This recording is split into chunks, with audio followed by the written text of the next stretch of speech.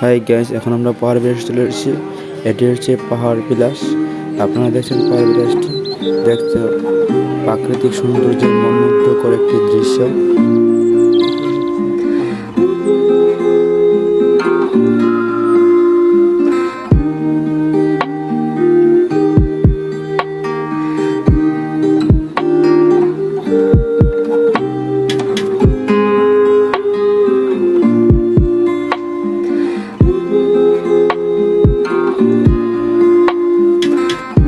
আমরা এই পার best layer দিতে পারবো না।